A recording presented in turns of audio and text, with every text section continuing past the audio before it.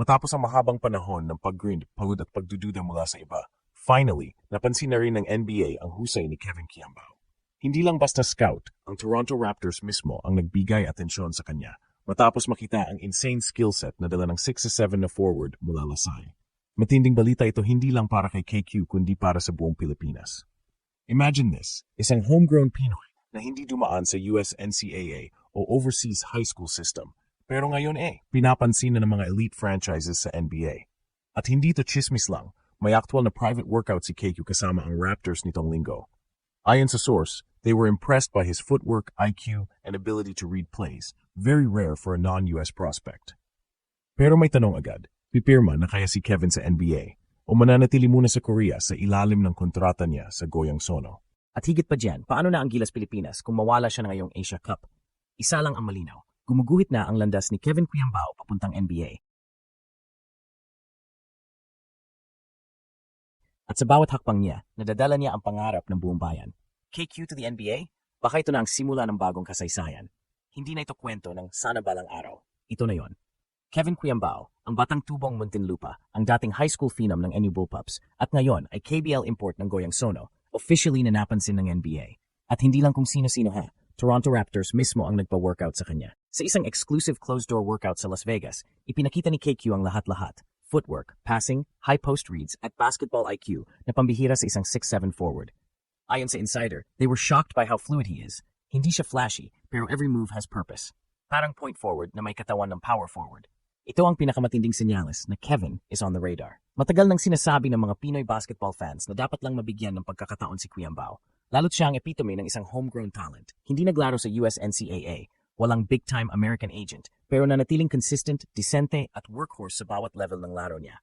Kaya ngayong may report na may serious interest mula sa Toronto Raptors, hindi maiwasang mapaisip ang mga fans. Ito na ba ang simula?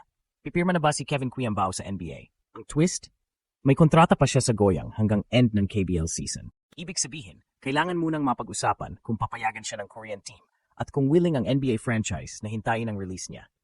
At higit pa riyan, paano na ang Gilas Pilipinas? Kung sakaling bigla siyang mag-NBA, mawawala ng isang stretch 4 leader si Coach Tim Cone sa Asia Cup. Isang malaking kabawasan sa spacing, chemistry at leadership ng national team. Pero sino ba naman ang makakapigil? Kapag NBA na ang kumakatok sa pinto ng isang Pinoy baller, hindi mo ito sinasara. Binubuksan mo, buong puso. Pero habang palakas ng palakas ang usap-usapan sa NBA, palalim din ng palalim ang tension sa Gilas Pilipinas. Dahil habang nag-aabang ang Raptors, naghahanda rin ang national team para sa pinakamalaking pagsubok sa Asia Cup. At sa panahong ito, si Kevin Kiambao. Si KQ ang isa sa mga pinaka-flexible sa Gilas pool. Sa absence ni Kai Soto, ACL, at delayed arrival ni Junmar Fajardo dahil sa PBA Finals, siya ang inaasahang magbubuhat ng frontline leadership at spacing. Hindi lang dahil sa galing niya sa Opensa, kundi dahil kabado pa ang sistema ni Coach Tim Cone kung walang stretch big sa triangle offense. Ngunit kung magka-offer si Kevin from the NBA, paano na? Ang tanong ay hindi lang alis pa siya, kundi kailan at para kanino ang priority niya ngayon. Masakit man tanggapin, pero ito ang klase ng desisyon na minsan lang dumating sa buhay ng isang atleta. Gilas or NBA? Bayan o personal na pangarap?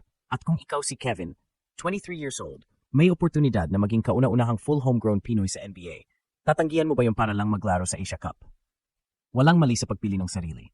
Pero hindi rin biro ang bigat ng responsibilidad kapag nakasuot ka ng Gilas jersey. Ito ang conflict na pinapanood ngayon ng buong basketball community, mula fans, coaches, analysts, hanggang sa mga kapwa niyang manlalaro.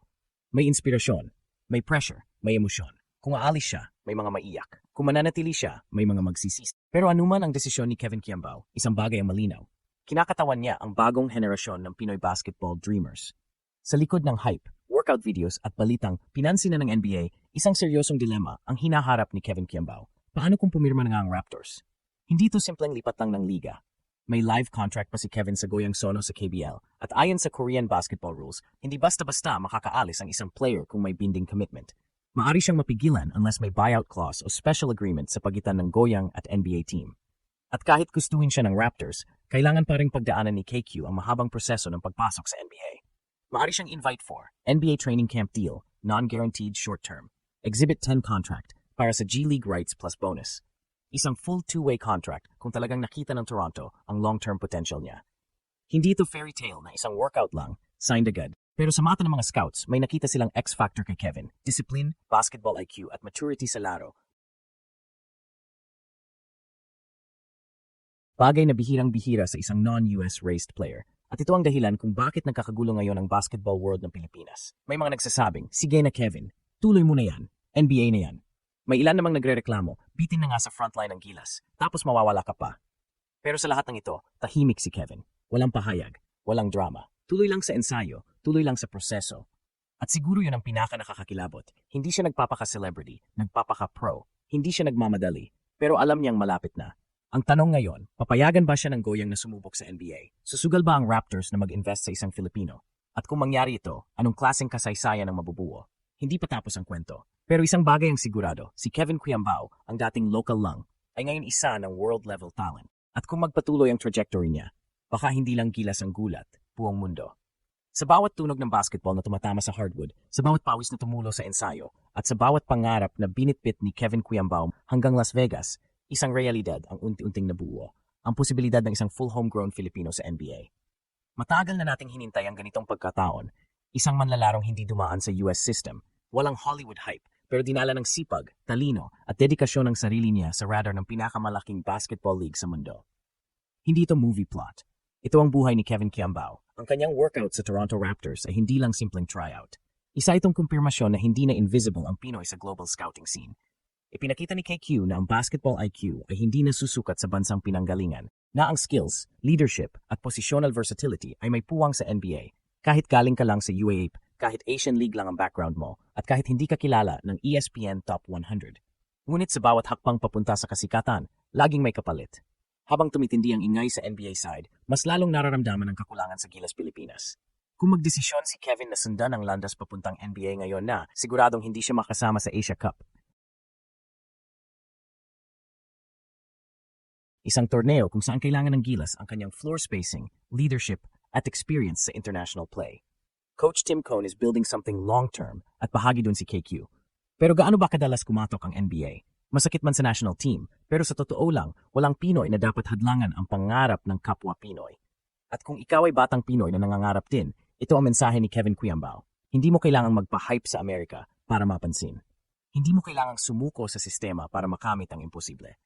Kailangan mo lang maniwala, magpakadalubhasa sa larong mahal mo, at huwag matakot humarap sa mundo. Whether Kevin signs this year, next year, or not at all, nabuksan na ang pinto. Ang isang homegrown Pinoy ay kaya palang sumabay, kaya palang hangaan ng NBA, kaya palang ituring na serious prospect.